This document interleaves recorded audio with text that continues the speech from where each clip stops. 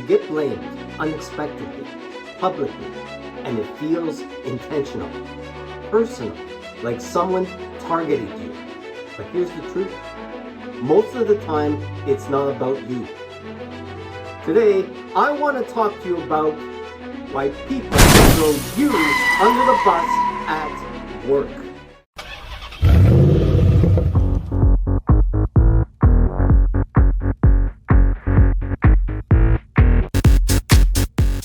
This situation hits hard because it feels unfair. And when something feels unfair, your instinct is to react, to defend, to push back. But the reaction can make things worse. Most people don't act strategically, they act emotionally. And under pressure, emotion becomes fear. Fear of being blamed, fear of looking incompetent, fear of losing control, fear of consequences. And when fear rises, people protect themselves first. Let's talk about the patterns. When pressure increases, accountability becomes uncomfortable.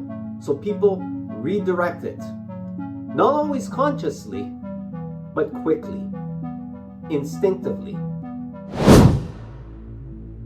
In high pressure moments, people react fast, not accurately.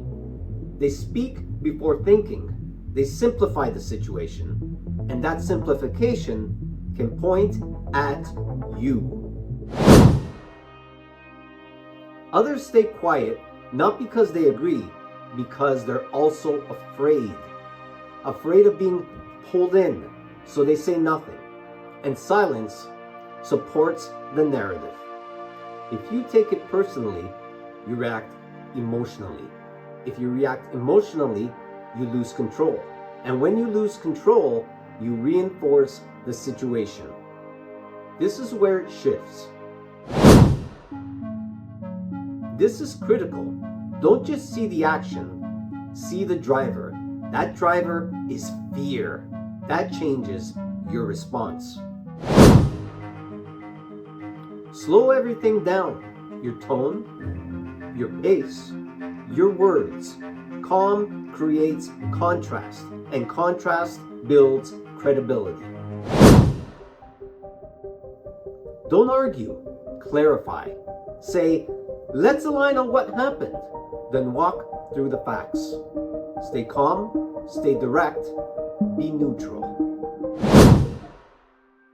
No defensiveness, no sarcasm, no escalation. Emotion fuels fear. Clarity reduces it. Was this situational or a pattern?